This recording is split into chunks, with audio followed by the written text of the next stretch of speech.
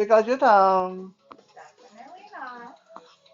Hello, welcome back to Warrior Wednesday with Johnny Tiger and Kitten it is in the doorway. in the We're doorway. in the kitchen. I don't know why we're in the kitchen, but no, actually I do. Because we need what's here in the kitchen today. We're going to work with a butcher knife. Now, today's date is Wednesday, September 28th, 2022. We didn't get a chance to do this yesterday because we were busy cleaning the house and doing laundry, all that domesticated stuff. Um, but today we're here and we're going to talk a little bit about adaptability because, as some of you know, I founded the Night Strike for the Blind program, which Kitten is a member of. Yay!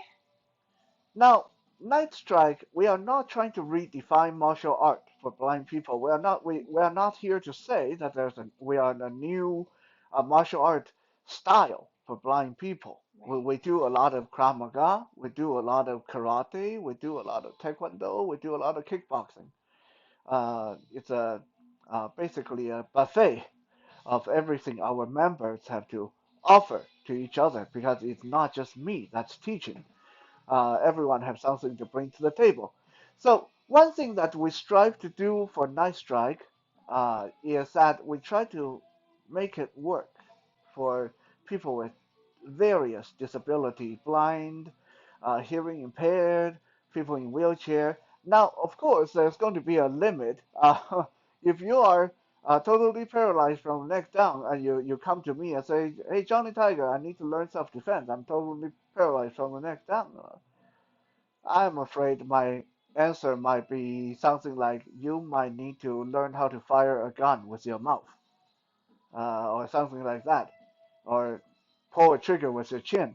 I mean, I can teach you how to do that, but you need, it's going to be something really out the window. Like it's going to be something really weird because some some uh, degree of mobility, some degree of fitness is still needed uh, to defend yourself, right? Like, no matter what kind of lethal move I can teach you, you need to have the mobility and the fitness and stuff like that to pull it off. Otherwise, it's not going to work.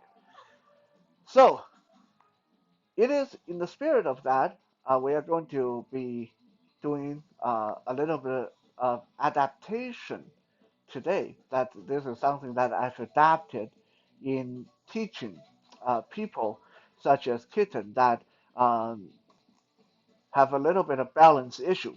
So actually, I'll let Kitten tell you guys what about her balance issue because I might not explain it adequately.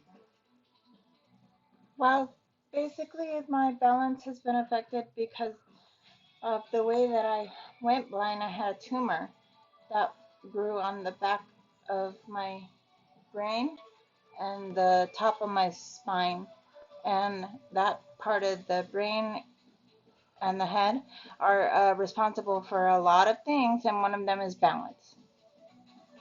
So normally, people with balance issue, the biggest problem is they have hard time hitting hard.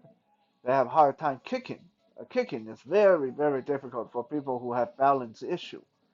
Um, like I'm pretty sure if I ask Kitten to like stand in the middle of the room and start throwing out kicks, uh, she probably will not want to do that because she's going to run the risk of tipping over or falling over sideways or stuff like that. But someone like Kitten, some of her strongest attribute, and this is true for most women, your strongest attribute are your legs. Right? If you go into a slugging, punching contest against a male attacker who probably weighs 100 pounds more than you are not going to win. Okay, I'm just like calling calling it as it is. You're going to a punching contest against a guy who's bigger and heavier. That guy doesn't even need to be trained, right? That guy just need to hit hard. Mm. Uh-huh. Uh, you can be really well trained, but unless you hit him in the throat or somewhere really fatal or really debilitating, you're not going to win this. However, most women have really strong legs. Actually, most people have very strong legs, but women are a little bit more developed in the leg department. Um, and even if a guy is 100 pounds more than you, if you can get in a really solid kick, you can win it. You can do it. A really solid kick in the groin, a really solid kick in the kidney, a really solid kick in the stomach, a really solid kick on the face. Eh? It can get a lot of things done. Now, I mentioned this before that one of the things that annoy me a lot in a lot of dojos, a lot of training programs, is when you are a blind person, when you're a person with disability, and you're learning how to spar, you're learning how to defend yourself, and then you're going to have instructors constantly yelling at you, Johnny, don't get your back to the wall, Johnny, don't end up in the corner. Like, stop yelling at me. I'm doing that on purpose. I'm letting them corner me on purpose. Because while for sighted people, for you guys with eyesight, being cornered may be devastating because you have nowhere to run to. Being blind, being cornered is actually really good because I'm not going to run anyway. I won't be able to outrun my attacker. Okay? If my back is to the wall, if Kitten's back is to the wall or to the hallway, right? She knows I'm only going to come at her from the one direction. You get her in the middle of the room and you tell her, don't get cornered, don't get your back to the wall. Well, then now she had to worry about front, back, left, right, diagonal directions. If the person coming in low or high, it's too much. Okay, it's like for blind person, having you need to be able to think, how can I position myself to cut off the most possibility for entry for the other person. So if I stand here with my back to the shelf, the wall, okay, it looks awkward, yeah, but at least I know all I have to worry about is in front of me, a little bit to the right, a little bit to the left. Nothing is going to come at me from behind. So this put me in a very advantageous position. To minimize directional threats. Exactly, Okay. exactly. How come I didn't think of that? Anyway, that's why she's smarter than me. I was Um, just listening. so, putting your back to the wall is a good idea. Sometimes, even when you're sighted, this might be a good idea, right? Especially when there's multiple attackers. Multiple attackers, if you can't run, if there's no way for you to run, or if you can't run very fast to begin with, then you might want to find a very defendable position, like in the doorway, where they can't come at you from the left and right. They have to rush you from the front. Mhm. Or get yourself in the hallway. Like I'm going to tell you that the one time my one of my students uh, got threatened by two guys who's bigger, younger, stronger than him, and he basically just stood in the hallway with a hammer in his hand. Neither of them dared to approach him because they couldn't get behind him. Right? They have to come from in front of him, and they knew whoever gets there first, they're going to eat that hammer. And neither of them wanted to do it. Mm. Right? Yeah.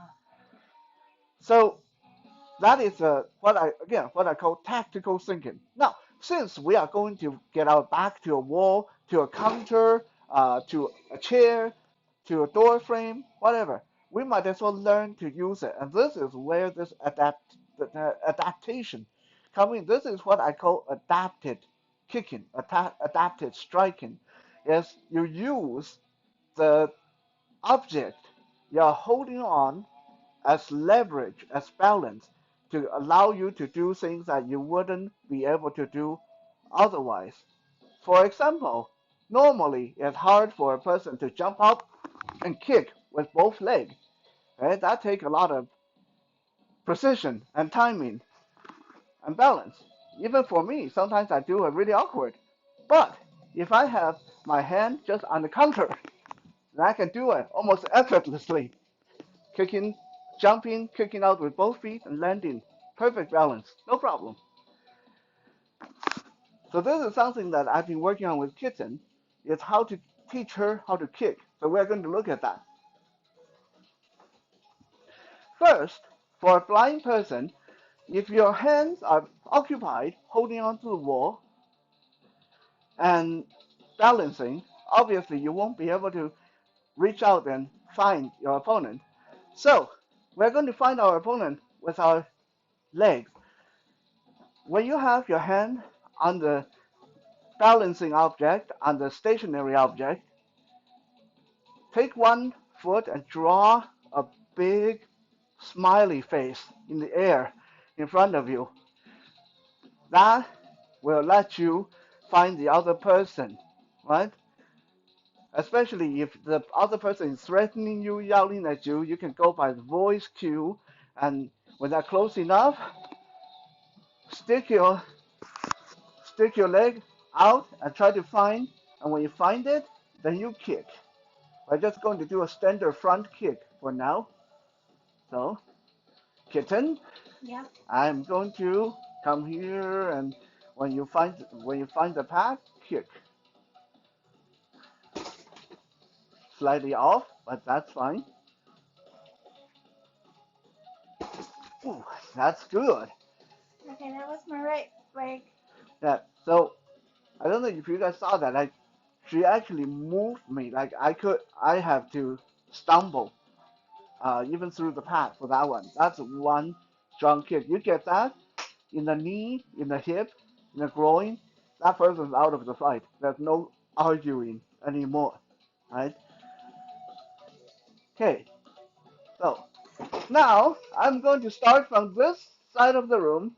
I'm going to keep talking and wander closer and closer, like I'm going to threaten her. And when she feels I might be close enough, she's going to stick her leg out and do that big smiley face in the air. And if she finds me, then she can throw in the kick. Okay? And here I come. And here I come. Good. One more time. I'm going to start talking. I'm going to walk closer. I'm going to walk closer. And, okay? She's doing more of a push than a kick. But that works too. Okay? That works too. As long as you can find the person. Here I come. Here I come. You can, whoa, that was really accurate, actually. Good thing I have the pad up. Yeah, I'm glad you. Now, we are going to change this exercise a little bit, but before that, I'm going to pause the camera and move the camera because now we are going to move from the doorway to the counter. So with her hand actually on the counter.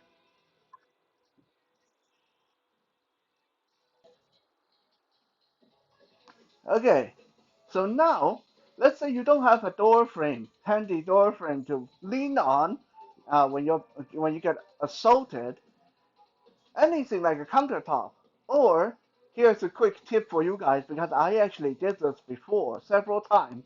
I'm not going to go into my sad childhood where I got into a lot of fights, but if you don't have a countertop, a parked car works perfectly as balance points. Okay, just something to think about. A planter on the side of the road works perfectly. Park bench, great. I love park benches. Tables in restaurants that are, especially the ones that are bolted down to the floor. I love those. Give me those. I can kick like a, insert your own swear word there. Yeah. Okay. So again, we're going to have Kitten just casually leaning on the counter, and I'm going to walk from one side to the other side and back to the other side. And whenever I stop, and she can stick out her foot and try to feel and then kick and go. And I'm walking and walking and walking and walking and go. There we go. And walking and walking and walking. Oh, here I come. Oh, here I come. Oh, I'm too close. I got attacked. I got attacked. I'm walking, I'm walking. Whoa. Okay. I'm walking, I'm walking. Good. Okay. But you guys can see how strong those kicks can be. And she's not falling down. She might be losing her balance a little bit sometimes, but she's perfectly fine. Yes. Okay? And once she gets more advanced, it's not going to always be that front kick. It's going to be other angles as well. So this is uh, just a quick example of the adapted striking that we do for night strike people that have balance issue, and it's very uh, unique in that we are teaching blind people to strike, to kick, without needing to use their hand. Okay, it's something that's going to take a little bit used to for everybody, but a very useful skill to acquire. Even for you sighted folks that might learn to strike, this is a great way to learn to borrow leverage from whatever you can lean on. With my hand on the counter, I can kick forward, I can kick sideways, I can kick backward, I can kick up very high. I can do a lot of things. And one day, pretty soon, Kitten will be able to. Thank you for checking out today's video. We hope that you have some fun. Just make sure when you're practicing, uh, at first, use things to lean on that's not going to fall over. Right. Uh, Preferably not a cabinet that has a lot of glassware in it. I'll be back again later tonight for some Wisdom Wednesday. For now, have a good day. Thank you. Bye. Bye.